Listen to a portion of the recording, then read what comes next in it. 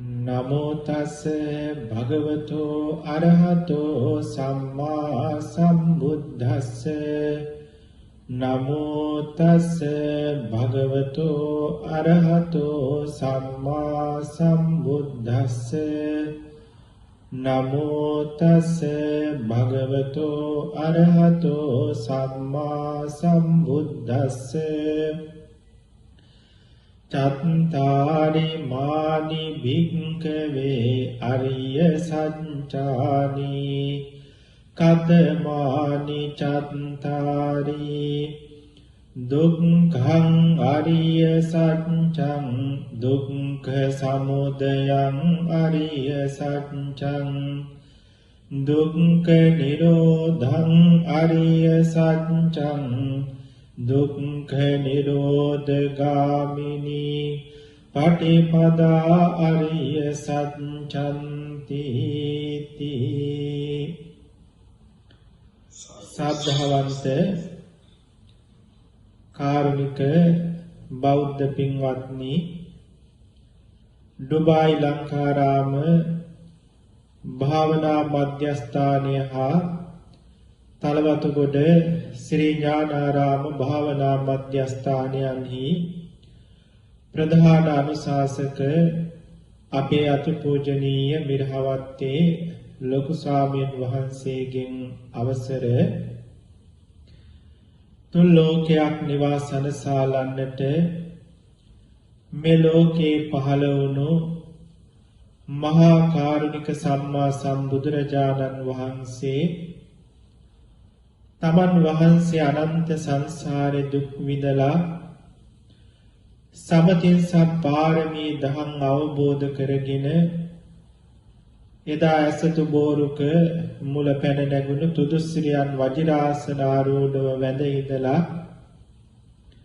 දස බිම්බරක් මාර සෙනඟ පරාජයට පත් කරලා උතුම් චතුරාර්ය සත්‍ය ධර්මය අවබෝධ කරගෙන ලෞතුරා බුදු වෙලා තමන් වහන්සේ අවබෝධ කරගත්තු ඒ සත්‍ය සතර සත්‍ය නාමයෙන්ම ලෝකයට දේශනා කොට වදාළ සූත්‍ර පාඨයක් තමයි මේ මාතෘකාවුනේ පිළිවෙලින් මේ ආර්ය සත්‍ය ධර්මය විස්තර විවරණ කරමින් මහා සතිපට්ඨාන සූත්‍රයේහි ධම්මානුපස්සනාවේ පස්වෙනුව වදාළ ආර්ය සත්‍ය සම්මර්ෂණ විදර්ශනා ක්‍රමය සතිපට්ඨාන භාවනාව පාදක කරගෙන දේශනා කරනු ලබන දේශනා මාලාවේ අදත් දේශනාවක් අදත් ධර්ම පරියායක් දහම් කොටසක් අපේ මේ පින්වත් සත්පුරුෂ හැමදෙනාටම දේශනා කරන්නට සූදානම් වෙන්නේ පින්වත්නි පහුගිය දේශනා කීපය පුරාවට අපි වටිනා දහම් කාරණා කීපයක් මේ උතුම් ආර්ය සත්‍යයට නුවණ බස්සලා මේ ආර්ය සත්‍ය ධර්මය දැන ඉගෙන ගන්නට අවශ්‍ය පරිසරය සකස් කරමින් බොහෝ ධර්ම කාරණාවන් අපේ මනස තුල තැන්පත් කරගත්තා. පසුගිය දේශනාවේදී අවසාන වශයෙන් අපි දැනගත්තා බුදුරජාණන් වහන්සේගේ මේ චතුරාර්ය සත්‍ය ධර්ම දේශනාව පරමාර්ථ ධර්ම දේශනාවක්. ඒ නිසා මේ පරමාර්ථ ධර්ම දේශනාවක් වුණු චතුරාර්ය සත්‍ය ධර්ම දේශනාව තත්ත්ව පරිදි දැන ඉගෙන ගන්නට තේරුම් ගන්නට සම්මුතිය හා පරමාර්ථය පිළිබඳ යම් දැනුමක් ඇති කරගෙන සම්මුතිය සිදවිද දමලා පරමාර්ථය කියන්නේ මොකක්ද කියන කාරණාව පිළිබඳ යම් වැටහීමක් අපේ චිත්ත සංධාන තුළ තිබිය යුතුයි කියන එක මතක් කරලා පරමාර්ථ ධර්ම ස්වરૂපයේ පිළිබඳව යම් කරුණු කීපයක් අපි ඊයේ දිනේදී සාකච්ඡා කළා දැන ඉගෙන ගත්තා. පින්වත්නි යම් කිසි දෙයක් ලැබුණාම ඒ දේ හැදිලා තියෙන මූල ද්‍රව්‍ය තමයි මූලය තමයි පරමාර්ථය වෙන්නේ. මූලය විකෘති වෙලා හැදිලා තියෙන විකෘති ආර්ථය ලෝකේ ඇත්තටම නැති සම්මුතියක් කියන එක අපි ඉගෙන ගත්තා. ඉතින් යමක් සම්මුතියක්ද පරමාර්ථයක්ද කියලා දැනගන්න නම් ඒ වස්තුව අපි හොඳට සිහි නුවණින් යුතුව බෙදලා බලන්න ඕනේ කියන කාරණාව දැනගත්තා. ඉතින් ඒක බෙදෙන හැටි දැනගත්තා. මම අවසන් වශයෙන් ඊයේ මතක් කළේ අපි මොකක් හරි එක දෙයක් අරගෙන ඒක බෙදලා බලන හැටි පිළිබඳව ඊළඟ දවසේ සාකච්ඡා කරමු කියලා. ඉතින් ඒ අනුව අපි දැන් යම්කිසි අපට එදිනදා ජීවිතයේ මුණ ගැහෙන වස්තුවක් අරගෙන ඒක සම්මුතියක්ද පරමාර්ථයක්ද කියලා දැනගන්න නුවණින් බෙදන්නේ කොහොමද කියන එක විග්‍රහ කරලා බලමු. දැන් අපි අපේ ජීවිතේ නිතර පරිහරණය කරන දැනුත් කවුරුත් පරිහරණය කරන දෙයක් තමයි ඇඳුම් කියලා කියන්නේ, වස්ත්‍ර කියලා කියන්නේ. ඒ නිසා අපි වස්ත්‍රයක් අරගෙන නිතරම පරිහරණය කරන හින්දා වස්ත්‍රයක් අරගෙන බලමු මේ වස්ත්‍රය කියන එක ඇත්තටම පරමාර්ථ ධර්මයක්ද එහෙම නැත්නම් මේ වස්තුව මේ වස්ත්‍රය සම්මුතියක්ද මේක කොහොමද අපි හොයාගන්නේ කියන එක ගැන පරීක්ෂා කරලා බලමු. පින්වත්නි යම්කිසි දෙයක් අපට මුණ ගැහුනහම ඒක පරමාර්ථයක්ද සම්මුතියක්ද කියලා බලන්නත් දැනගන්නත් සම්මුතියක් නම් ඒක සිද බිඳ දමලා පරමාර්ථය මතු කරගන්නත් අපිට තියෙන එකම ක්‍රමය තමයි ඒ දේ බෙදලා බලන එක. බෙදනකොට කාරණා දෙකක් ඔළුවේ තියාගන්න ඕන, නීති දෙකක්. ඒක විශ්ව නීති දෙකක්. ඒක මේ ලෝකේ කිසිම කෙනෙකුට වෙනස් කරන්න බැරි නීති දෙකක්. එයින් පළවෙනි නීතිය තමයි කවම කවදාකවත් දෙක එකක් වෙන්නේ නැහැ කියන නීතිය. දෙවෙනි නීතිය තමයි කවම කවදාකවත් එක දෙකක් වෙන්නේ නැහැ කියන නීතිය. පින්වත්නි මේ ලෝකේ අපට එකක් වාගේ පේන වස්තුවක් කොටස් වලට කඩන්න පුළුවන් නම් වෙන් කරන්න පුළුවන් නම් ඒක මුලපටන්ම එකක් වශයෙන් තිබු නිසා නෙවෙයි අපිට ඒක කඩන්න පුළුවන් උනේ. මුලපටන් මෙවුවා දෙකක් වශයෙන්, තුනක් වශයෙන්, හතරක් වශයෙන් වෙන්වෙන්වම තිබු නිසා. නමුත් ඒවා එකට ළඟට ඇලිලා තිබු නිසා එකක් වාගේ පෙනුණා. මෙහෙම එකට ළඟට ඇලිලා තිබ්බා කියලා, ලං වෙලා තිබ්බා කියලා කවදාවත් දෙක තුන එකක් බවට පත් වෙන්නේ නැහැ. ඒව ඇලිලා තියෙන දෙකක්, ඇලිලා තියෙන තුනක්ම තමයි. ඉතින් මේ අනුව අපට මේ විශ්ව ලෝකයේ දිහා බලනකොට තේරුම් ගන්න ඕන දෙයක් තමයි පරීක්ෂා කළොත් නුවණට තේරෙනවා මේ ලෝකේ කවදාකවත් එකට ඇලිලා තියෙන වස්තු ගොඩක් එකක් වාගේ පේන්න පුළුවන්. එහෙම එකට ලං වෙලා තිබ්බා කියලා, එකට ඇලිලා තිබ්බා කියලා කවදාවත් ඒවා එකක් වෙන්නේ නැහැ. ඒවා එකට ඇලිලා තියෙන ගොඩක්මයි කියන මේ විශ්ව නීතිය සදාකාලිකයි, සදාතනිකයි. ඉතින් ඒ නිසා මේ විශ්ව නීති දෙක මතකනේ. දෙක කවමදාකවත් එකක් වෙන්නේ නැහැ, එක කවමදාකවත් දෙකක් වෙන්නේ නැහැ කියන මේ නීතිය.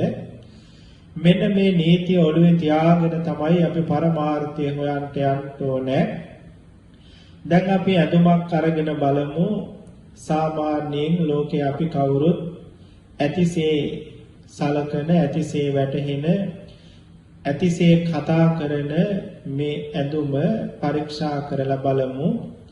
දැන් හොඳට ඇඳුම අතට අරගෙන පරීක්ෂා කරලා බලනකොට මේකේ මොනවද තියෙන්නේ කියලා හොයලා බලනකොට එහාට මෙහාට විහිදිලා ගියපු නූල් සමූහයක් තියෙනවා කියලා පේනවා. කාට වුණත් පහසුවෙන් ඒක දැනගන්න පුළුවන්.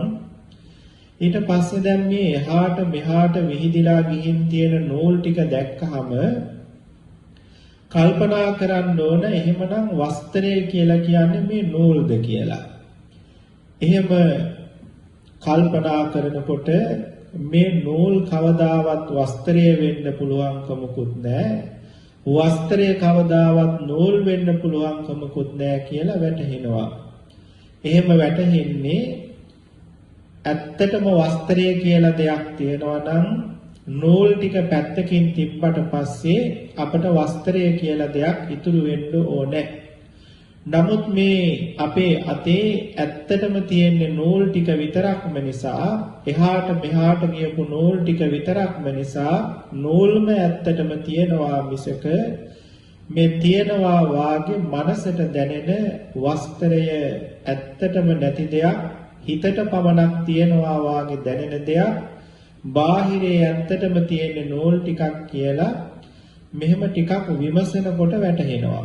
මේක සාමාන්‍ය ඥානයක් තියෙන කෙනෙකුට වුණත් පොඩ්ඩක් විමසලා බැලුවොත් තේරෙනවා කොච්චර ලොකු නුවණක් තිබ්බත් විමසන්නේ නැත්නම් ඔහුට මේ වස්ත්‍රයේම ඇතුවාසීම මනසට නැවත නැවත මතුවෙවි පෙනෙනවා මිසක ඇත්තටම මේ වස්ත්‍රයේ තියෙන නූල් මිස වස්ත්‍රය කියලා අදහස් කරන වචනයෙන් අදහස් කරන දේ ඇත්තටම නැහැ කියන කාරණාව විමසනකොට තේරෙනවා. දැන් මෙහෙම විමසුවාට පස්සේ වැටහුණාට පස්සේ මේ නූල් සමූහයේ පෙනෙන ආකාර මාත්‍රයක් මිසක වස්ත්‍රය කියලා ඒකාන්තයෙන්ම දෙයක් නැති බව Tamanට හොඳට තේරෙනවා. එහෙම තේරුණාට පස්සේ නූල් පමණක් ඇති බව වැටහුණාට පස්සේ ඒකෙන් එක නූලක් අරගෙන බලනවා මේ නූලේ මොනවද තියෙන්නේ කියලා.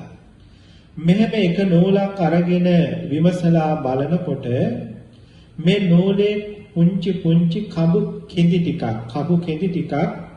කබු කෙඳි සමූහයක් තියෙනවා කියලා අපට අපහසුයක් නැතුවම තේරුම් ගන්න පුළුවන්. මෙහෙම කබු කෙඳි මේ නූලේ තියෙන බව දැක්කහම නූල කියන දේ ඒකාන්තයෙන්ම නැති බවත් මේ කබු කෙඳි පමණක්ම ඇති බවත් කපු කෙඳි වල පිහිටි මාත්‍රය නිසා නූලක් තියනවා වාගේ සිතට දැනෙනවා මිසක බාහිරේ ඇත්තටම නූලක් නැහැ කියන කතාව අපට තේරෙනවා වැටහෙනවා. අපහසුයක් නැතුවම මේක විමසුවොත් කෙනෙකුට තේරුම් ගන්න පුළුවන්. පින්වත්නි දැන් අර නීති ටික හොඳට ඔළුවේ තියෙන්න ඕන. කපු කෙඳි ටික මුලපටන්ම වෙන්වෙන්ව කපු කෙඳි ටිකක් කපු කෙඳි ගොඩක්ම තිබ්බු නිසා ඒ මුලපටන්ම වෙන්වෙන්ව තිබ්බු කපු කෙඳි ගොඩක් මිස ඒ ටික එකට ලං වෙලා තද වෙලා හැදුණු නූල කියන එක ඒ කාන්තේම්ම මේ විශ්වයේ තියෙන්න බැරි බව දැන් අර නීතිය අනුව තේරුම් ගන්න පුළුවන්. ඇත්තටම තිබ්බේ නූල් කෙඳි ටික එකට තද වෙලා තිබ්බට ඒක කවදාවත් එකක් වෙන්නේ නැහැ. ඒ කියන්නේ එක නූලක් බවට පත් වෙන්නේ නැහැ. ලං වෙලා තියෙන කපු කෙඳි ටිකක්ම විතරයි. ඉතින් මේ නීතිය අනුව අපට දැන් තේරෙනවා නූල් ටික ගත්තත් එහෙමයි ලං වෙලා තියෙන නූල් ගොඩක් මිස ඒ ලං වෙලා තියෙන නූල් ගොඩ කවදාවත් එකක් වෙන්නේ නැහැ. එක වස්ත්‍රයක් වෙන්නේ නැහැ. ලං වෙලා තියෙන නූල් ගොඩක්ම විතරයි කියන මේ නීතිය. පින්වත්නි දැන් එතකොට දැන් අපට තේරුණා මේ වස්ත්‍රය කියන එක ඇත්තටම මේ ලෝකේ නැති දෙයක්, සම්මුතියක්, හිතට විතරක් පේන දෙයක්, දැනෙන දෙයක්. ඒ වගේම නූල ගත්තාම නූලත් හිතට පේන, හිතට දැනෙන දෙයක්. ඇත්තටම තියෙන්නේ කපු කෙඳි කියලා අපට තේරුණා. දැන් පින්වත්නි කපු කෙන්දක් අරගෙන ඒක මොකක්ද තියෙන්නේ කියලා ඊළඟට විමසන්න ඕනේ. අපි දන්නවා මේ කපු කෙන්ද අපට පුංචි පුංචි කෑලි වලට කඩන්න පුළුවන්, වෙන් කරන්න පුළුවන්. ඉතින් පුංචි සියුම් ආයුධයක් අරගෙන මේ කපු කෙන්ද වීදුරුවක් උඩ තියලා පුංචි පුංචි කෑලි වලට කපාගෙන බලන්න. එතකොට පුංචි පුංචි අංශු ගොඩක්, කුඩු ගොඩක් අපට මුණ ගැහෙනවා. මුලපටන්ම මේ කුඩු ටික කපු කෙන්දේ හැඩයට ලං වෙලා, තද වෙලා, ඇලිලා තිබ්බා මිසක ඒ ගොඩ කවදාවත් එකක් උනේ නැහැ. එක කපු කෙන්දක් බවට පත් උනේ නැහැ කියන එක ඊළඟට අපහසුයක් නැතුව අපට තේරුම් ගන්න පුළුවන්. එහෙමනම් මේ කපු කෙන්ද කියන එකත් ඒකාන්තයෙන්ම මේ ලෝකයේ ඇත්තටම නැතිව අර පුංචි පුංචි කපු අංශු ටික මේ කපු කෙන්දක හැඩයට ලං වෙලා තද වෙලා ඇලිලා තිබු නිසාම එක කපු කෙන්දක් පෙවුනට මේ එක කියන එක ඇත්තටම තියෙන දෙයක් නෙවෙයි. අර කපු කෙඳි ටික එහෙම නැත්නම් අර කපු අංශු ටික කවදාවත් එකක් වෙන්නේ නැහැ. එක කපු කෙන්දක් වෙන්නේ නැහැ කියන එක කල්පනා කරනකොට පින්වත්නි තේරෙනවා. දැන් මේ දේවල් අපි කල්පනා කරන්න ඕනේ, මානසිකාර කරන්න ඕනේ. මානසිකාර කළාම තමයි මේවා තේරෙන්නේ. අනේ මේ වස්ත්‍රය කියන්නේ හිතට දැනුණු මායාවක් නේද? නූල් ටික කියලා කියන්නේ හිතට දැනුණු මායාවක් නේද? අතුවාසේම වැටහුණු මේ කපු කෙන්දත් මගේ සිතට දැනුණු මායාවක්ම නේද? මෙවැනි මායාවකට නේද මම මේ රැවටිලා වස්ත්‍රය කියලා ඇලුනේ ගැටුනේ තණ්හා ආසාවල් ඇති කරගත්තේ. ඒ තණ්හා ආසාවල් මුදුන්පත් කරගන්න දුක් ගත්තේ. ඉතින් මෙවුවා එකින් එක නුවණට තේරෙනකොට පුදුම සන්තෝෂයක් දැනෙනවා. ඒ වගේම තමන්ට තමන් ගැන පුංචි ලැජ්ජාවකුත් ඇති වෙනවා. මම මොනතරම්නම් අඥාන බවකද හිටියේ, මොනතරම් නුවණ නැති බවක, මොනතරම් අවිද්‍යාවක නොදැනීමකද මං හිටියේ. මේ ලෝකයේ ඇත්තටම තියෙන මේ සත්‍ය ධර්මය මේසා පැහැදිලිව මට මතු කරලා දකින්න පුළුවන්කම තියෙද්දි මම මගේ හිතට මැවුණු මායාවක රැවටිලා මොනතරම් දුක් විඳද, මොනතරම් අකුසල් දහම් සිද්ධ කරගත්තද කියන එක ඉබේටමයි හිතට වැටහෙන්නේ. මෙහෙම විමසලා මෙවුවා තේරුම් බේරුම් කරගන්නකොට ඊළඟට අපට අර හම්බුණු පුංචිම කපු අංශු, අර කපු කෙන්දත් කෑලි කෑලි වලට කපලා හම්බුණු පුංචිම කපු අංශුව අරගෙන අන්වීක්ෂයක් හරි අරගෙන ඊළඟට විමසලා බැලුවොත් ඇත්තටම මේ කපු අංශුව තියනවද කියලා අන්වීක්ෂකින් බලනකොට සමහර වෙලාවට ඒකෙන් ලොකු කරලා පෙන්වන්න පුළුවන් ප්‍රමාණයේ දේවල් ඔබට පුංචි පුංචි කුඩා දේවල් පේන්න පුළුවන්. නමුත් ලෞතුරා බුදුරජාණන් වහන්සේ අපට පෙන්වුවා මේ ඇසට පේන තරම් ද්‍රව්‍යයක් නිර්මාණය වෙන්නේ රූප කලාප කියන මේ ලෝකේ තියෙන කුඩාම අංශු ලක්ෂ කෝටි ගාණක් එකට බැදී සිටින නිසා කියලා. එතකොට මේ කපු කෙන්දේ තියෙන ඊටාම කුඩාම ද්‍රව්‍ය තමයි රූප කලාපය. ඒ රූප කලාපයත් ඇත්තටම පින්වත්නි එක වස්තුවක් නෙවෙයි. ඒකෙත් පඨවි ධාතුව, ආපෝ ධාතුව, තේජෝ ධාතුව, ධාතු කියලා කියන්නේ ස්වභාවයට, ඝන ස්වභාවය කියන එක තමයි පඨවි ධාතුව කියන එකේ තේරුම. මේ ධාතු කියපුවාම පුංචි අංශුවක් කියලා හිතන්න එපා. ධාතුව කියන වචනේ තේරුම තමයි ස්වභාවය කියන එක. එතකොට පඨවි ධාතුව කියන්නේ පඨවි ස්වභාවය කියන එක, කරකස ගතිය, කරකස ස්වභාවයම තමයි පඨවි ධාතුව කියලා කියන්නේ. ආපෝ ධාතුව, තේජෝ ධාතුව, වායෝ ධාතුව, වර්ණ, ගන්ධ, රස, ඕජා කියන රූප 8ක් තියෙනවා, ස්වභාව 8ක් තියෙනවා. මේ ස්වභාව 8 එකටමයි පහළ වෙන්නේ, එකටමයි නිරුද්ධ වෙන්නේ. ඉතින් මේ ස්වභාව 8 එකට ඔවුනොවුන්ගෙන් වෙන් කරන්න බැරි විදිහට බැඳිලා එකට හේතුන් නිසා පහළ වුණාම ඒකට කියනවා රූප කලාපයක් කියලා. මේ පඨවි ගතිය කවදාවත් වෙන් කරන්න බෑ, තවත් බෙදන්න පුළුවන්කමක් නැහැ. ඝන ගතිය, වැగిරෙන ගතිය, උෂ්ණ ගතිය කියන ඒවා තවත් බෙදන්න පුළුවන්කමක් නැහැ. ඒ නිසා ඒවා නොබදිය හැකි දේවල්, ඒකාන්තයෙන්ම ඇති දේවල්. එතකොට මේ වස්ත්‍රයේ ඇති පරමාර්ථ ධර්මයෝ අන්නේ පඨවි, ආපෝ, තේජෝ, වායෝ, වර්ණ, ගන්ධ, රස, ඕජා කියන මේ ස්වභාව ධර්ම 8 කියලා මෙහෙම මේ වස්ත්‍රය පරීක්ෂා කරනකොට අවසානෙටම අපට දැනගන්න පුළුවන්කම තියෙනවා. පින්වත්නි, මෙහෙම මේ වස්තුවක් පරීක්ෂා කරන ආකාරය ඉගෙනගෙන මේ වස්තු පරීක්ෂා කරනකොට පරමාර්ථ ධර්ම විශේෂෙහි කිසිදු උගනීමක් නැති කෙනෙකුට මෙහෙම පරීක්ෂා කරලා පරමාර්ථය සොයා ගන්න ටිකක් අමාරුයි. එහෙම ඇතිසැටියට සැලකෙන නොයෙක් දේවල් පරමාර්ථ වශයෙන් නැති දේවල් බව හැබැයි සාමාන්‍යයෙන් ටිකක් විමසනකොට ඕන කෙනෙකුට තේරුම් ගන්න පුළුවන්. ඒ කියන්නේ වස්ත්‍රය කියන එක ඇත්තටම නැති බව මායාවක් බව නූල් ටික දකිනකොට තේරුම් ගන්න හැකි. නූල් ටික ඇත්තටම නැති බවත් කෙදි සමූහයක් එකට ලං වෙලා තියෙන බවත් මේ නූල කියන්නේ මායාවක් බවත් සිතේ පහළ වුණු සංකල්පයක් බවත් නූල් කෙදි ටික දකිනකොට කෙනෙකුට ලේසියෙන්ම වැටහෙනවා. ඉතින් මේ අනුව තමන්ගේ දැනුම් මට්ටමින් ඥාන මට්ටමින් මේ ලෝකේ අපට මුණ ගැහෙන ගොඩාක් දේවල් ඇත්තටම නැතුව අනිත් වස්තු සමූහ වශයෙන් එකට එකතු වෙලා තද වෙලා කිට්ටු වෙලා තියෙන හින්දා එකක් වශයෙන් පේනවා මිසක ඒ කිසි දෙයක් එකක් නෙවෙයි. ඒවා ලං වෙලා තියෙන කිට්ටු වෙලා තියෙන වස්තු සමූහයන්මයි කියන මේ බව කෙනෙකුට සාමාන්‍යයෙන් කල්පනා කරනකොට තේරුම් ගන්න පුළුවන්.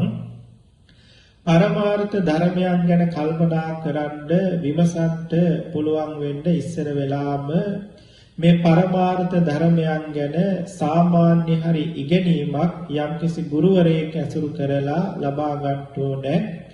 පින්වත්නි, එහෙම වුණොත් තමයි මේ පරමාර්ථ ධර්මයන් දක්වාම අපට මුණ ගැහෙන වස්තුවක් විමසන්න පුළුවන්කම ලැබෙන්නේ. ඉතින් ඒ ගැන දැම්ම කලබල වෙන්න දෙයක් නැහැ. අපි අනාගතයේ දවසක ඉස්සරහ දවසක බලමු මේ පරමාර්ථ ධර්මයන් ගැන යම්තම් හරි අපට වැටහෙන විදිහකට දැනගන්න පුළුවන්කමක් ලැබෙයිද කියන කාරණාව. පින්වත්නි, මේ අපාය ගත්තාම ඒ වගේම මනුස්ස ලෝක 4 ගත්තාම දිව්‍ය ලෝක 6 ගත්තාම බ්‍රහ්ම ලෝක ටික ගත්තාම මේ අකනිටා භවතලයේ පටන් භවාග්‍රය දක්වාම තියෙන මේ හැමතැනම තියෙන සවිඥානික අවිඥානික සියල්ලම අරගෙන විමසලා බැලුවොත් ලෞතර බුදුරජාණන් වහන්සේ අපට පෙන්වුවා පරමාර්ථ ධර්ම 82ක් විතරක්ම ලැබෙනවා කියලා. ඒ කියන්නේ අර වස්ත්‍රය විමසලා යනකොට අපට හම්බුනේ පඨවි ගතියක්, ආපෝ ගතියක්, තේජෝ ගතියක්, වායෝ ගතියක්, වර්ණයක්, ගන්ධයක්, රසයක් මේ වාගේ 8ක් තියෙනවා කියලානේ හම්බුනේ. ඒ වාගේ මේ දෙවියන් සහිත මරුන් බඹුන් සහිත දිව්‍ය ලෝක, මනුස්ස ලෝක, බ්‍රහ්ම ලෝක සහිත ඉරසඳු ග්‍රහතාරකා මන්දාකිනි සදෘශ්‍ය චක්‍රාවාටයන්ගෙන් හාත්පසින් ගැවසුණු මේ මුළු මහත් විශ්ව ලෝක ධාතුවම හිත ඇති හිත නැති මේ විශ්ව ලෝක ධාතුවම විමසුවොත් එහෙම විමසලා බලන කෙනෙකුට බෙදා බලන කෙනෙකුට අවසානටම හම්බ වෙන්නේ පරමාර්ථ ධර්ම 82යි කියලා බුදුරජාණන් වහන්සේ පෙන්වුවා. ඒ පරමාර්ථ ධර්ම 82 තමයි සිතයි, චෛතසික 52යි, රූප 28යි, නිවනයි කියන මේ පරමාර්ථ ධර්ම 82. මේ පරමාර්ථ ධර්ම 82 හැර මේ ලෝකේ කිසිවක් පින්වත්නි ඇත්තේ නැහැ. ඇත්තටම නුවණින් විමසුවොත් මේ ධර්ම 82 විතරයි හම්බ වෙන්නේ. එයින් එහා කිසිම දෙයක් හම්බ වෙන්නේ නැහැ. මේ ලෝකය කියලා, දෙවියෝ බ්‍රහ්මයෝ කියලා, ඉරසඳු ග්‍රහතාරකා කියලා, මන්දාකිනි කියලා, ඒ වගේම අපේ ඇසට පේන යාන වාහන, ගෙවල් දොරවල්, වතු පිට ඉඩ කඩන්, හර කබාන, ගහ කොළ, ඇල දොළ මේ ඔක්කොම අර වස්ත්‍රය වාගේ විමසනකොට නැති වෙලා යන හිතේම අපේ මැවිලා තියෙන මායා සමූහයක් විතරයි කියන එක. ඒ ලෝකේ ඇත්තටම තියෙන්නේ මේ සතර පරමාර්ථ ධර්ම. එහෙම නැත්නම් මේ 82ක් වුණු පරමාර්ථ ධර්ම ටික විතරයි කියන එක නුවණින් විමසනකොට තේරෙනවා. එහෙම විමසපු කෙනෙකුට තමයි මේ ලෝකයේ අපේ සිතේම මැවිලා තියෙන දෙයක් බව, මේ ලෝකයේ තියෙන නිස්සාර හිස් බව, ශුන්‍ය බව හදවතට දැනෙන්නේ. එදාට තමයි මේ හිතේ සකස් කරගත්තු ලෝකය හිතෙන් අතහැර දාලා ලෝකයෙන් නිදහස් වෙන්නේ. ඉතින් එතෙන්ට යන ගමනක තමයි පින්වත්නි අපි හැමදෙනාම මේ යෙදිලා ඉන්නේ. අපිට පුළුවන් හැටියට ලෞතර බුදුරජාණන් වහන්සේ වදාලා මේ ලෝකයේ වෙලා තියෙන්නේ නිවන හැර ඉතිරි පරමාර්ථ ධර්ම 81යි කියලා. ඉතින් ඊතුරු පරමාර්ථ ධර්ම 80 තමයි පින්වත්නි ලෝකයේ කියලා අපට හම්බ වෙන්නේ. අපේ හිතේ මේ මැවිලා තියෙන කෙනාගේ හිතේ මැවිලා තියෙන සුන්දර ලස්සන විසිතුරු මේ ලෝකය අපේ සිතේ මැවිලා තියෙන චෛතසික ධර්ම ටිකක්, සිත් ටිකක්, මායා දර්ශන ටිකක්, විඥාන ටිකක් විතරයි කියන එක කවදා හරි විමසුවොත් අපට අවබෝධ වෙනවා. අර වස්ත්‍රය විමසන්න ඉස්සර වෙලා ඒ වස්ත්‍රය ඇත්තටම තියෙනවා කියලාමනේ අපට දැනුනේ මේ ලෝකේ බාහිරේ. නමුත් ඇත්තටම විමසලා බලනකොට නුවණට දැනුණනේ මේ වස්ත්‍රය කියලා එකක් බාහිරේ තිබ්බේ නෑ. නූල් ටිකක් තිබ්බේ, කෙඳි ටිකක් තිබ්බේ, මේ අංශු ටිකක් තිබ්බේ. ඒ ටික එකට එකතු වෙලා සමූහ වශයෙන් බාහිරේ තිබ්බේ.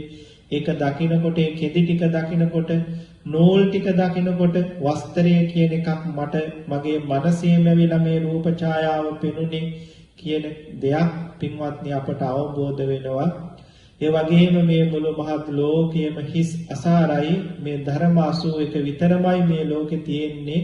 ඒ ධර්මවත් මොහොතකද නොපැවති ඉපදී බිදි යන ක්‍රියා සමූහයක් හේතුන් නිසා පවතින හේතු නිරෝධයෙන් නිරුද්ධ වෙන හේතු සමූහයක්, හේතුඵල සමූහයක් කියන එක කවදා හරි නුවණට දැනෙනවා, නුවණට තේරෙනවා, නුවණට වැටහෙනවා. එදාට තමයි අපට මේ ලෝකය අතහැරෙන්නේ. පින්වත්නි, ඒ නිසා අපි ටික ටික ක්‍රමයෙන් අපේ ඥානය පරිද්දෙන්, නුවණ පරිද්දෙන් මේ පරමාර්ථ ධර්ම විශේෂෙහි, මේ සත්‍ය ධර්ම විශේෂෙහි, මේ ලෝක සත්‍ය ධර්ම විශේෂයට අපේ නුවණ බස්සවා විමසවා බලමු. ලෝතර සම්මා සම්බුදුරජාණන් වහන්සේ වදාළ පරිදි මේ හිතේ මැවෙන ප්‍රඥාප්තිය නිසා, මේ රූප නිමිති නිසා, මේ රූප නිමිති වලින් පරමාර්ථ ධර්මියෝ වැහිලා තියෙනවා. මේ එක්කසෝ ධර්මියෝ අපට එහෙම පේන්නේ නැහැ. මේ අපේ හිතේ මැවිලා තියෙන රූප නිමිති සිඳ බිඳ දමලා නැවත නුවණින් විමසා ප්‍රඥාප්තිය නුවණින් සිඳ බිඳ දාලා බලන කෙනෙකුට තමයි කවදා හරි මේ පරමාර්ථ ධර්මයෝ වැටහෙන්න පටන් ගන්නෙ. පින්වත්නි, මේ 82ක් වුණු පරමාර්ථ ධර්ම සොයා ගන්නට ධර්ම විශේෂෙහි ගොඩාක් ගැඹුරට යන්න ඕනේ.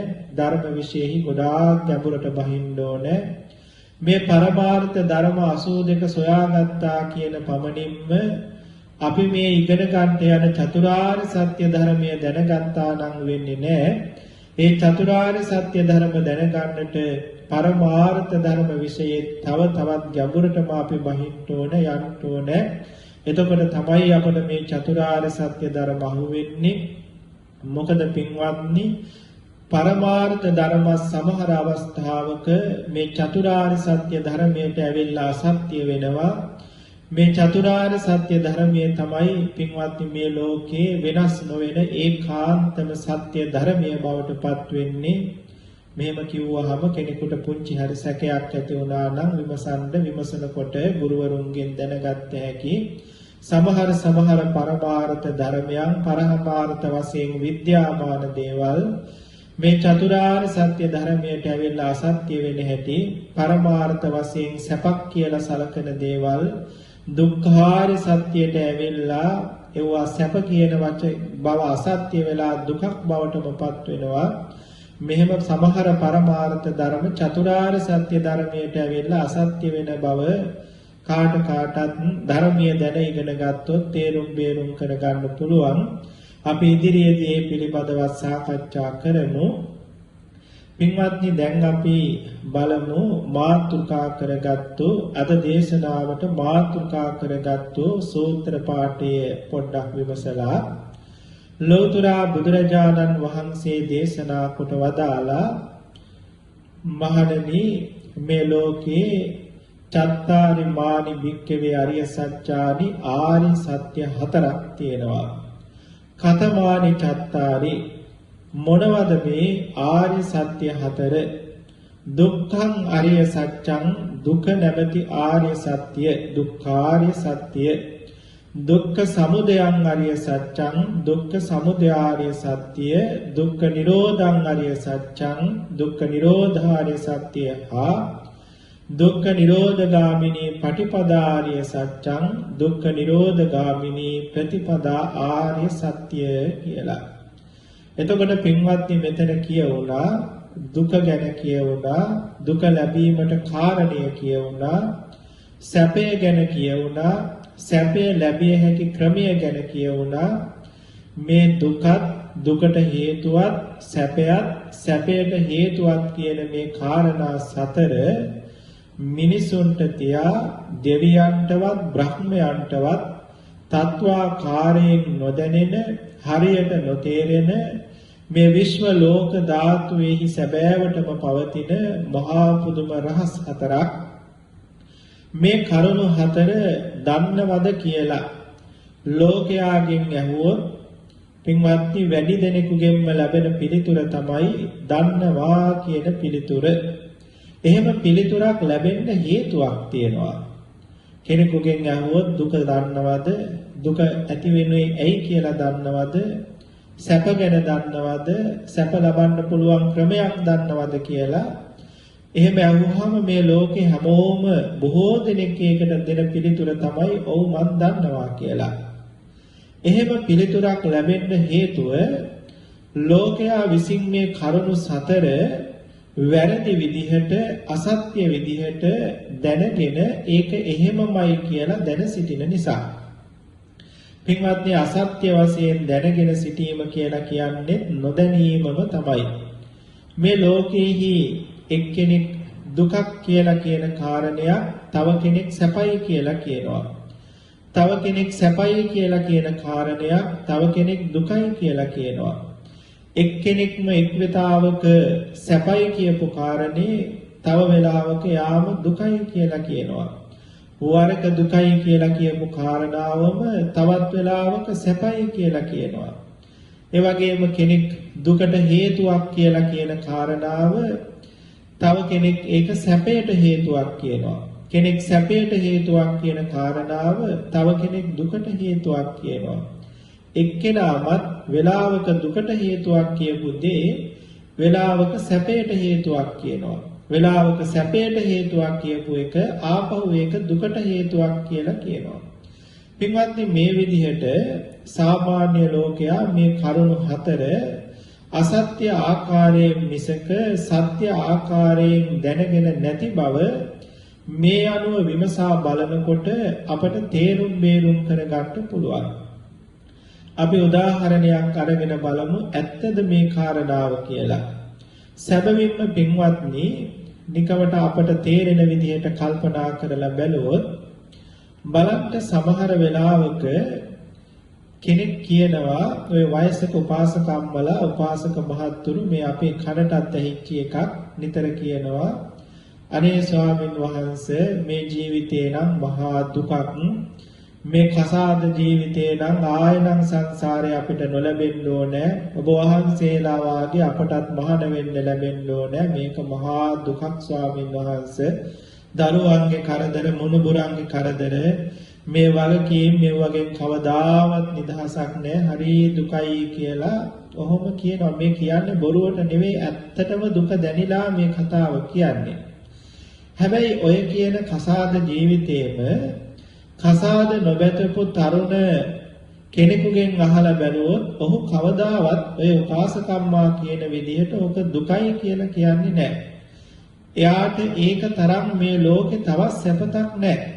ඔහුගේ තියෙන සියලු ධනෙ වැය කරලා සියලු වස්තු සම්භාර වැය කරලා ඉගෙනීම පවා අතහැරලා අම්මගෙන් තාත්තගෙන් ලැබෙන්න තියෙන දායාද ටිකට පවා පයින් ගහලා අර කසාද ජීවිතේ හොයාගෙන යන්නේ මේ ලෝකේ ඔහුට ඒහා සැපතක් ඒහා සතුටක් ඒසා වස්තුවක් මේ ලෝකේ ඔහුට තවත් නැහැ කියලා දැනෙන නිසාමයි සමහර වෙලාවට ඔය කියන කසාද ජීවිතයටපත් වෙන්න නොලැබුණු නිසා ජීවිතෙන්වත් වැඩක් නැහැ කියලා තමන්ගේ ජීවිතය පවා නැති කර ගන්නවා. ඒ කියන්නේ ජීවිතයටත් වඩා වටිනවා අර කසාද ජීවිතේ. ඒ නිසා කසාද බඳින්න බැරි වුණොත් තමන් කැමති කෙනා නැති වුණොත් ජීවිතේ පවා නැති කර ගන්නවා. ඉතින් අර උපාසකම්මා දුකක් කියලා කියපු මේ කාරණාව එහෙමනම් මේ තව කෙනෙකුට මේසා සැපතක් මේ ලෝකේ සම කරන්න උපමා කරන්න බැරි මේ ලෝකේ ජීවිතයටත් වඩා වටිනා මව්පියන්ටත් වඩා වටිනා තමන්ට ලැබෙන සම්පatti දායාද ඉඩකඩම් පවා එපා කියලා යන්න තරම් වටිනා දෙයක් සැපතක් බවට මේ ලෝකයා සලකනවා ඒ වගේම විවහාර කරනවා දැනෙනවා. ඉතින් ඒ අයට ඒක සැපතක් වශයෙන් ඇත්තටම දැනෙනවා. ඒ නිසා තමයි එවැනි කැපකිරීම කරන්නේ. බලන්න ලෝකයා එක වෙලාවක සැපතක් කියපු කාරණාව තව කෙනෙක් මෙහෙම දුකක් කියලා කියනවා. ඒ වගේම ඕකේ හේතු දෙකක් උමුමයි. කෙනෙක් කියනවා කසාද බඳින්න බැරුව වයසට ගියපු කෙනෙක් එහෙම නැත්නම් කසාද බඳින්න බැරුව කාල සීමාව ඉක්මවපු කෙනෙක්ගෙන් අහලා බලන්නකෝ. ඔහුට මේ කසාද බැඳීම සැපතට කාරණයක් කසාද නොබැඳ සිටීම දුකට කාරණයක් වශයෙන් තමයි ඔහු කියන්නේ. හැබැයි කසාද බැඳලා අවුරුදු 10ක් විතර ගියපු කෙනෙකුගෙන් අහපුවාම කසාද බැඳීම දුකට හේතුවක් ඔයා වාගේ නොබැඳ තනිකඩව අපට ඉන්න තිබ්බනම් හොඳට සතුටෙන් කැමැති දේවල් කරලා හොඳට විනෝදෙන් ඉන්න තිබ්බා පුදුම නිදහසක් තියෙන්නේ කියලා අර නොබැඳ සිටීම සැපයට කරුණක් කියනවා. බලන්න පින්වත්නි මේ ලෝකේ එක්කෙනෙක් සැපයට කරුණක් කියන එක එක්කෙනෙක් දුකට කරුණක් කියනවා. ඉතින් මේකෙන් අපට හොඳට පැහැදිලිව තේරුම් ගන්න පුළුවන් මේ ලෝකයේ මිනිස්සු මේ සැපය කියන දේ දුක කියන දේ වැරදිවට තේරුම් අරන් තියෙන බවත් සැපයට හේතුව කියන දේ දුකට හේතුව කියන දේ පින්වත්නි වැරදියට තේරුම් අරන් තියෙන බවත් අපට දැනගන්න පුළුවන්. දැන් ඒ වගේම තමයි කෙනෙක් වෙලාවක සැපයට හේතුවක් කියපු එක වෙලාවක දුකට හේතුවක් කියන්නේ අර කසාද ජීවිතයේ දුකක් කියලා පසුතැවෙන ආය නොලැබේවා කියලා ප්‍රාර්ථනා කරන වයසක අම්මලා තරුණ කාලේ ඕක සැපයි කියලා තමයි ගත්තේ. ඉතින් එහෙම සැපයි කියලා ගත්තු දේ කලකදී ආපහු දුකක් කියලා කියනවා. සැපට හේතුවක් කියපු දේ කලකදී ආපහු දුකට හේතුවක්ම කියනවා. මෙහෙම ලෝකයා මේක පටලවගෙන තියෙන බවක් තියෙන බව ලෞතර බුදුරජාණන් වහන්සේගේ දහමේ අපට මනාව පෙන්වනවා. පින්වත්නි නිකමට හිතලා බලන්න මේ ලෝකෙ මේ දුක පිළිබඳවත් සැප පිළිබඳවත් අපට තියෙන වැරදි වැටහීම මොනතරම් අතහැර ගන්න බැරි තැනට මුල් බැසලා තියෙනවද කියලා. දැන් මේ ලෝකේ අපි වැඩිපුරම කැමති සැප මොනවද කියලා අහුවොත් මේ ලෝකේ තියෙන සැප කොටස් තුනකට බෙදා ගන්න පුළුවන්. පළවෙනි සැප තමයි මෙලව සැප, දෙවෙනි එක තමයි පරලොව සැප, තුන්වෙනි එක තමයි නිවන් සැප. මේ සැප තුනෙන් වැඩිපුරම කැමති මොකක්ද කියලා අද මේ බණ අහන ඔය පින්වතුන් ඇතුළු මේ ලෝකේ හැමෝගෙම ඇහුවොත් පින්වත්නි හදවතින්ම කියන්න බෑ කිසිම කෙනෙකුට නිවන් සැපයට තමයි කැමති කියලා. මොකද එහෙම බවක් හදවතේ නැති නිසා. මේ ලෝකේ මිනිස්සු වැඩිපුරම කැමති වැඩිපුරම හොඳයි වැඩිපුරම ශ්‍රේෂ්ඨයි කියලා අදහන්නේ මෙලව සැප. දෙවනුවට ශ්‍රේෂ්ඨයි හොඳයි කියලා අදහන්නේ පරලොව සැප. තුන්වෙනුවට තමයි පින්වත්නි නිවන් සැප හොඳයි ශ්‍රේෂ්ඨයි කියලා කාගෙත් කෙනාගේ හිතට දැනිලා තියෙන්නේ. මේක තමයි ඇත්ත. කටින් මොනවා කිව්වත් දැන් මේ බණ අහන උපාසක උපාසිකාවන්ගෙන් උනත් ඇහුවොත් කියන්නේ නිවන් සැපට තමයි මං වැඩිපුරම කැමති කියලා කටින් එහෙම කිව්වට දිවෙන් එහෙම කිව්වට ඒ වැඩිපුරම කැමති සැපය ලබන්න නම් වැඩිපුරම ඒකට උත්සාහවත් වෙන්න එපයි. ඉතින් එහෙම බවක් පේන්නේ නැහැනේ. ඒ නිසා හදවතේ එහෙම බවක් නැහැ. ඒක තමයි පින්වත්නි ඇත්ත. දැන් බලන්න ඔබ හොඳටම දන්නවා නම් හොඳටම තේරෙනවා නම් මේ ලෝකේ නිවන් සැප තමයි ශ්‍රේෂ්ඨම සැප කියලා. එහෙනම් ඔබේ දරුවන්ට ඔබ කැමති ශ්‍රේෂ්ඨම දේ දෙන්නනේ. හොඳම දේ දෙන්නනේ. සැපවත්ම දේ දෙන්න නෙවෙයිද දරුවන්ට කැමති මව්පියවරු. එහෙමනේ මව්පියන්ගේ හදවත. නමුත් පින්වත්නි කිසිම අම්මා කෙනෙක් තාත්තා කෙනෙක් තමන්ගේ දරුවට ඔය ශ්‍රේෂ්ඨම හොඳම නිවන දෙන්න කැමති වෙනවද? නෑනේ. කිසිම කෙනෙක් කැමති නෑනේ. ඒ හැම දෙනාම දරුවන්ට දෙන්න උත්සාහවත් වෙන්නේ ඉස්සර වෙලා මෙලව සැප තමන් හොඳයි සැපයි ලබා ගන්න ඕනේ කියලා ශ්‍රේෂ්ඨ කොට පළවෙනි තැන දීලා තියෙන මෙලව සැප තමයි තමන්ගේ සෙනෙහේවන්ත දරුවන්ට දෙන්න මව්පියවරු උත්සාහවත් වෙන්නේ. ඊළඟට තමයි දරුවෝ ගුණධම් වලට පුරුදු පුහුණු කරලා පරලොව සැප ලබන්න උගන්වන්නේ. ඉතින් ඊට පස්සේ තමයි දරුවෝ ඔය පහු කාලෙක දරුවම හිතිලා ඉතින් බණ භාවනා කරලා නිවන් සැප හොයන්න යෙදුනොත් මිසක අර මව්පියවරු කවදාවත් බොහෝ දෙනෙක් ඒ පිරිස දරුවෝ උත්සාහවත් කරන්නේ නැන්නේ. ඉතින් ඒකෙන් අපට හොඳට පැහැදිලි අපිම රැවටිලා හිටියත් අපේ හදවතේ වැඩිපුරම හොඳයි ශ්‍රේෂ්ඨයි ලෝකේ හොඳම සැපයි කියන තැනක අරගෙන තියෙන්නේ මෙලව සැප. ඊළඟට පරලොව සැප තුන්වෙනි තැනට තමයි මේ නිවන් සැප දාලා තියෙන්නේ. මේ අවුල අපි හැමෝගෙම හිත ඇතුලේ තියෙනවා. ඒක තමයි පින්වත්නි ඇත්ත. හදවතින් විමසලා බැලුවොත් ඇත්ත ඒකයි. ඒකයි කිසිම අම්මා කෙනෙක් තාත්තා කෙනෙක් මේ ලෝකයේ තියෙන කසාත ජීවිතයේ දුකයි රැකී ආරක්ෂා කරන එක දුකයි. ඒ හැමතැනම දුකයි. ඒ හැමතැනම ස්ථීර ශ්‍රේෂ්ඨ සැපතක් නැහැ. ඒ නිසා මගේ පුතේ ඔබට මං මේ ලෝකේ තියෙන ශ්‍රේෂ්ඨම සැපත දෙනවට තමයි ලබනවට තමයි කැමති.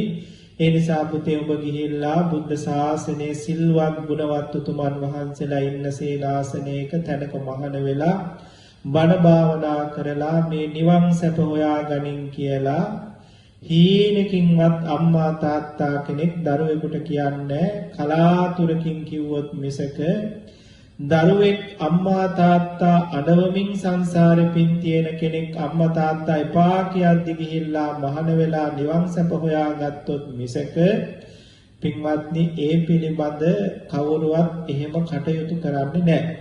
ඉතින් මේක තමයි ලෝකයේ ඇත්ත. අපි අකමැති වුණත් අපේ හිතවල තියෙන ඇත්ත මේක. ඉතින් ඒ නිසා පින්වත්නි මේ ලෝකේ ජීවත් වෙන අපි මේ දුක පිළිබඳව තියෙන්නේ ලොකු වැරදි වැටහීමක්. ඒ වගේම සැප පිළිබඳ තියෙන්නේ ලෝකේ ලොකු වැරදි වැටහීමක්. දුක් ලබන හේතුව පිළිබඳවත් සැප ලබන හේතුව පිළිබඳවත් මේ ලෝකේ මිනිස්සු ගාව තියෙන ලොකු වැරදි වැටහීමක්. බලන්න පින්වත්නි මේ ලෝකේ අපි මෙලව සැප හොයන්න කියන කාරණාව තුලක් තියෙන මොනතරම් වැරදි වැටහීමක්ද කියලා. මේ ලෝකේ තියෙන මෙලව සැප හොයන්න අපි පුංචි කාලේ හොඳට ඉගෙනගෙන සෙල්ලම්වත් කරන්නේ නැතුව සැපයක්වත් ගන්නෙ නැතුව අපි ළමා කාලේ පවා වැය කරලා හොඳට ඉගෙනගෙන ලෝකේ ලොකු රැකී ආරක්ෂා කරන්න පුළුවන් තැනට අපේ නුවණ හදා ගන්නවා. උපාදි උගත්කම් ඇති කර ගන්නවා. අපි හිතුවට එතන සැපතක් තියනවා කියලා රැකී ආරක්ෂා වලටපත් උනාට පස්සේ තමයි තේරෙන්නේ ඉස්කෝලේ යන කාලේ අම්මා තාත්තා හොයලා දුන්නු එක කාලා පාඩම් කරනකොට මොනතරම් මනසේ නිදහසක් තිබ්බද සැනසෙල්ලක් තිබ්බද සැපයක් තිබ්බද. අනේ ඒ සැපය අතහැර දාලා මහා දුකක් නේද මං සැපයක් කියලා අල්ලගත්තේ. අද රැකී ආරක්ෂා කටයුතු කරනකොට මොනසා වගකීමක්ද මොනතරම් මානසික ආතතියක් ඇති වෙනවද මොනතරම් දුකක්ද සැනසෙල්ලක් නිදහසක් නැහැ මේ වගකීම් ගොඩේ එරුණාම. ඉතින් ඒක දුකක් බව දැනෙනවා. හොයන සල්ලි වලින් එකට එකතු වෙලා සැපයක් සැනසෙල්ලක් ලබන්න කියලා දෙවන්නේක් හොයා ගන්නවා. ඉතින් ඒ දෙවන්නත් එක්ක එකතු වුණාම සැපයක් සැනසෙල්ලක් ඇති කියලා හිතලා දෙවන්නේක් එක්ක එකතු වෙනවා. ඉතින් එකතු වුණාමත් සැපයක් සැනසෙල්ලක් තියෙනවා. ආස්වාදයක් තියෙනවා. ඉතින් ඒකයි මිනිස්සු මේ ලෝකයකට ඇලිලා ඉන්නේ. නමුත් ටික කාලයක් යනකොට තේරෙනවා එතන නමුදු දුකක මිසක හිතපු තරම් සැපයක් නැති බව. හැම මොහොතකම දෙන්නට hina වෙලා සතුටින් සැනසෙල්ලේ ඉන්න බැරි බව. නිතර ගැටීම් ඇති වෙන බව. හිතපු තරම් සැනසෙල්ල සතුට මනසට ඇති නොවන බව. ඉතින් ඊට පස්සේ තව වෙලාවක තවත් කට්ටියක් පවුලට එකතු කරගන්නවා දරුවෝ කියලා. ඉතින් එයාලා එකතු කරගත්තාම තවත් කරදර දුක්ඛම් කටළු වගකීම් වැඩි වෙනවා. ඉතින් අවසානෙටම පුංචි කාලේ ඔය වගකීම් මොකවත් නැතුව සැනසෙල්ල හිටපු එක මතක් වෙලා දරුවන්ගෙනුත් නිදහස් වෙලා වගකීම් වලින් නිදහස් වෙලා රැකී ආරක්ෂා වලින් අයින් වෙලා අවසානයේටම සැදෑ සමයේ සතුටෙන් ඉන්නම් කියලා හිතුවට මැරෙනකම්ම අපට ඒ සතුට හොයාගන්න සැනසෙල්ල හොයාගන්න බෑ. මේ ලෝකේ හැමෝම ඉතින් ඔන්න ඔය විදිහට වැරදි මාර්ගවල සතුට හොයාගෙන ගිහිල්ලා සැපත හොයාගෙන ගිහිල්ලා වැරදුනා කියලා දැනගන්නකොට ආපහු හරි ගස්ස ගන්න කාලයක් නෑ, මැරිලා යනවා. මගකදී වැරදුනා කියලා දැනගත්තොත් ආපහු නිවැරදි කරගන්න හොයාගන්නේ තවත් වැරදි මාර්ගයක්. ඉතින් ඒකත් වැරදුනා කියලා දැනගන්නකොට ආයුෂ ඉවරයි. ඉතින් මරණයටපත් වෙනවා.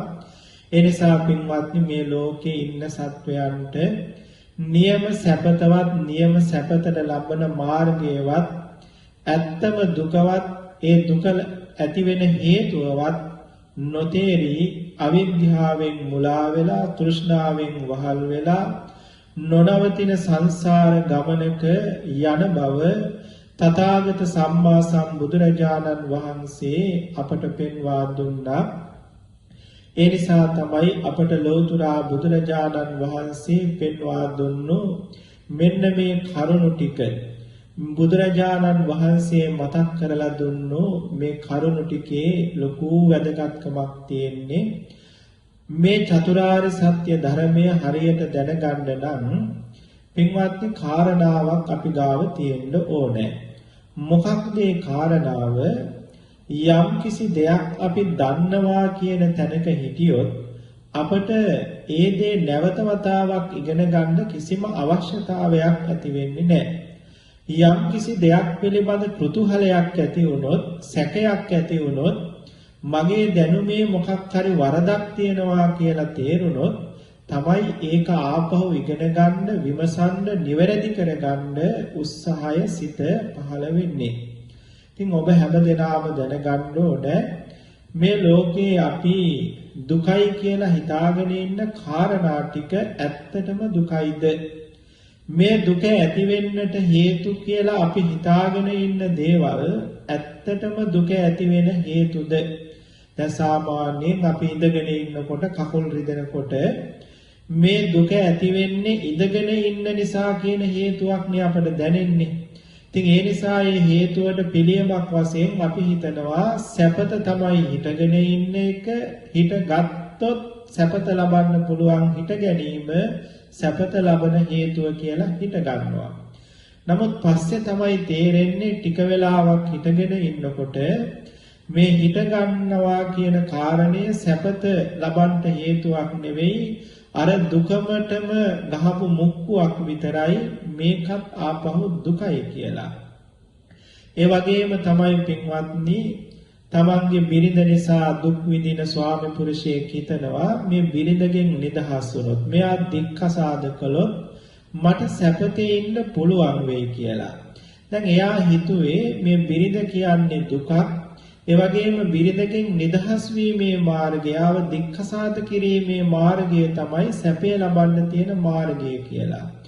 පින්වත්නි ඉතින් බිරිඳ අයින් කළාට පස්සේ තමයි ටික දවසක් යනකොට තනිකම දුකයි කියලා හිතිලා ඊට වැඩිය හොඳ බිරිඳක් ආපහු සරණ පාවා ගත්තොත් හොඳයි කියලා මේ නූල් බෝලේ පැටලුණා වාගේ මේ දුක සැප දෙක මැද්දේ, දුක සැප ලබන හේතුව මැද්දේ මේ මිනිස්සු පැටලිලා අසරණ වෙලා, ඇතුළත් අවුල් වෙලා, පිටතත් අවුල් වෙලා, අවුලෙන් අවුලටපත් වෙලා ඉන්න වෙලාවක තමයි මේ දෙවියන් සහිත ලෝකයේ ලෝතුරා සම්මා සම්බුදුවරු පහළ වෙලා මේ මිනිස්සුන්ගේ මේ අවුල ලෙහලා ඇත්තටම සැප මොකක්ද, ඇත්තටම සැප ලබන මාර්ගය මොකක්ද, ඇත්තටම දුක මොකක්ද, ඒ දුක ඇති වෙන හේතුව මොකක්ද කියලා සිංහනාද පවත්වමින් මේ ලෝකෙට දේශනා කරන්නේ තථාගත සම්මා සම්බුදුරජාණන් වහන්සේලා.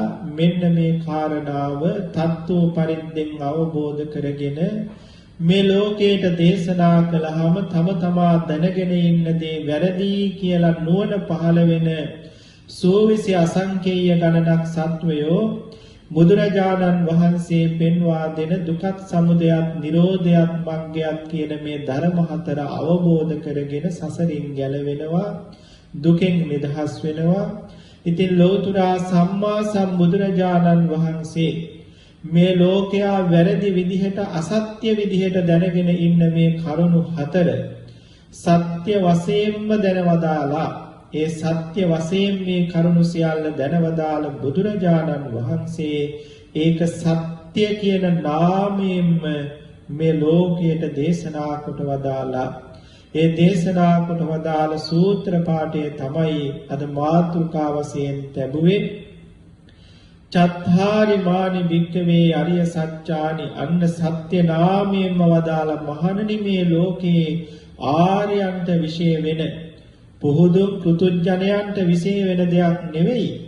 ආර්යයන්ට ශ්‍රේෂ්ඨ ගුණ ඇති ආර්ය උතුමන් වහන්සේලාගේ සත්‍ය හතරක් මේ ලෝකේ තියෙනවා.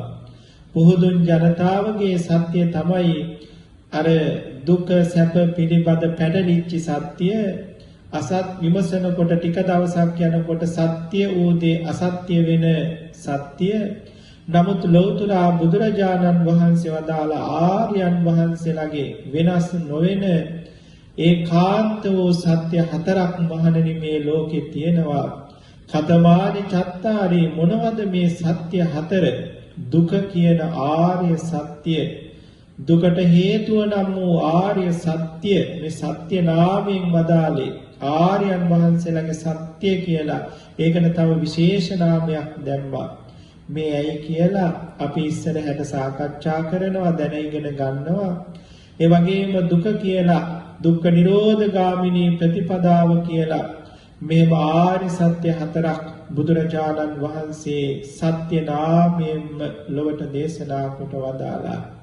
පින්වත්නි එහෙමනම් දැන් ඊළඟ දේශනාවේ ඉඳලා අපි හැමදෙනාම මේ ආර්ය සත්‍ය ධර්මයන්ට යන්තම් අපේ නුවණ මෙහෙवला ඉස්සර වෙලා මේ ආර්ය සත්‍ය ධර්ම හතරක් උනේ කොහොමද? මේවට ආර්ය සත්‍ය කියන්නේ ඇයි? මේවට සත්‍ය කියන්නේ ඇයි?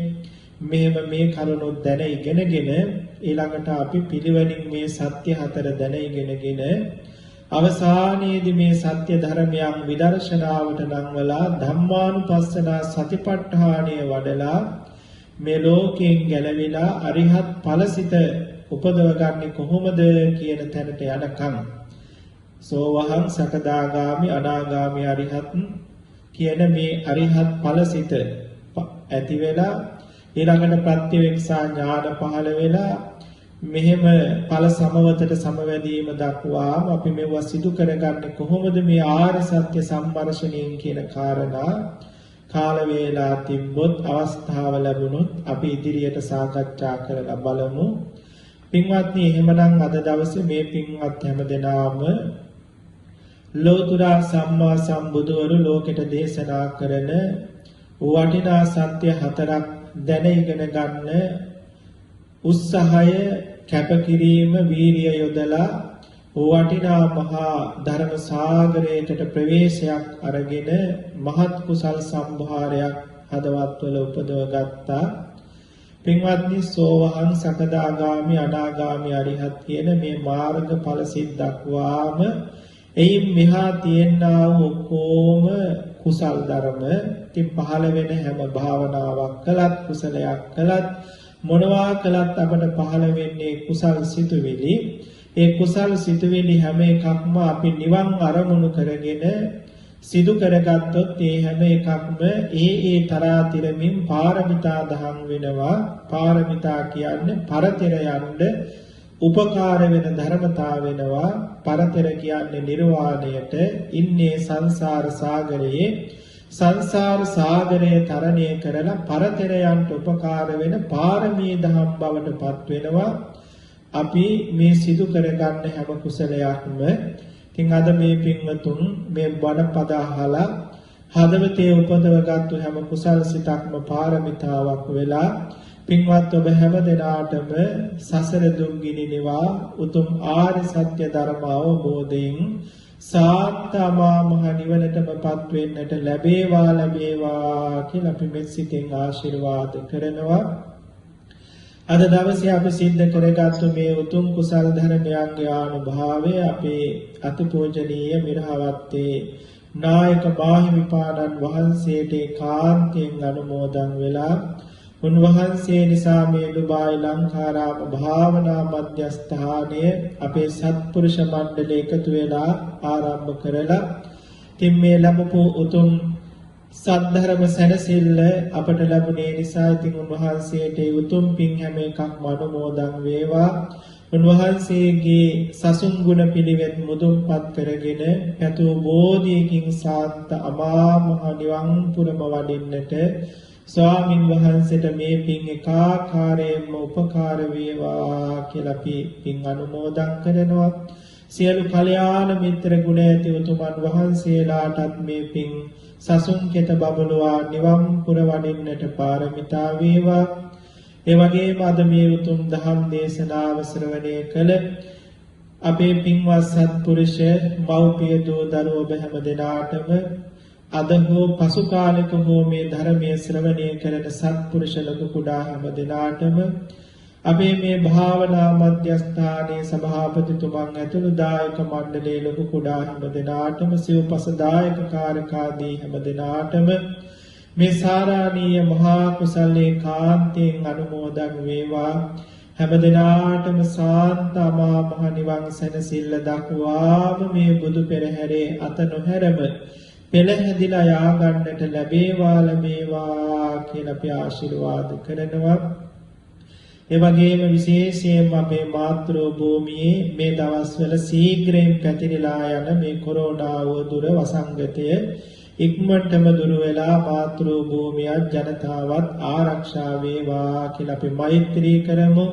ඒ වගේම අපි රැකී ආරක්ෂා කරගින් ජීවත් වෙන මේ දේශයේ මේ ඩුබායි දේශයේ ඇතුළු මේ දේශයේ වාසය කරන සියලු ජාතීන්ට අයිති හැම දෙනාටමත් මේ දේශයටත් මේ කොරෝනා වසංගත ඉක්මනින් දුර වෙලා අපිටත් සුපුරුදු පරිදි රැකී ආරක්ෂා කටයුතු සිදු කරගෙන දරුවන්ට සැනසෙල්ලේ අධ්‍යාපන කටයුතු සිදු කරගෙන මේ දේශයේ අපට කාලය ගත කරන්නත් නැවතත් මේ උතුම් පින්බිම වෙත සුපුරුදු විදියට ඇවිල්ලා සිල් සමාදන් වෙලා බණ භාවනා සිදු කරලා ගුණධම් පුරාගෙන ඒ උතුම් පින්කම් පෙරහැරේ නිරත වන්නට ඉක්මනටම අවස්ථාව සැලසේවා. මේ රෝගී බිය ඉක්මනින් දුර වේවා කියලා අපි මෛත්‍රී කරමු. ඒ වගේම මුළු මහත් ලෝකයටමත් මේ රෝග ව්‍යසනයෙන් ඉක්මනටම අත මිදෙන්න ලැබේවා. මුළු ලෝකයටම සැනසෙල්ලක්ම වේවා කියලා අපි මෛත්‍රී කරමු. මේ උතුම් පරම ගම්බීර ආර්ය සත්‍ය දේශනාව සිය කැමැත්තෙන්ම ශ්‍රවණය කරන අහස පුරා වැඩ ඉන්න දිව්‍ය රාජ මණ්ඩලයටත් මේ උතුම් පින් ඒකාන්තයෙන් අනුමෝදන් වේවා. අකනිටා බඹතලයේ පටන් භවාග්‍රය දක්වා ලෝවැසි ජනතාවටත් මේ පින් අනුමෝදන් වේවා. මේ උතුම් කුසල් ධර්මයන්ගේ අනුහසින් පැතු පැතූ අධිතම බෝධියකින් අමා නිවන් සැනසෙල්ලටම යට මේ දුකෙන් අත මිදෙන්න මේ ආර්ය සත්‍ය ධර්ම ඉක්මනින්ම අවබෝධ කරගන්න මුළු මහත් ලෝකයටම ශක්තිය බලය වාසනාව සැලසේවා කියලා අපි මෛත්‍රී කරමු. දැන් පින්වත්නි අපි රැස් කරගත්තු කුසලය අහස පුරා වැඩ ඉන්න දෙවියන්ටත් ලෝවැසි ජනතාවටත් මෙසිතින් ගාථා කියලා අනුමෝදන් කරමු. ඉදම්මේ ඥාතිනං හෝතු සුඛිතා හොන්තු ඥාතයෝ. ඉදම්මේ ඥාතිනං හෝතු සුඛිතා හොන්තු ඥාතයෝ. ඉදම්මේ ඥාතිනං හෝතු සුඛිතා හොන්තු ඥාතයෝ.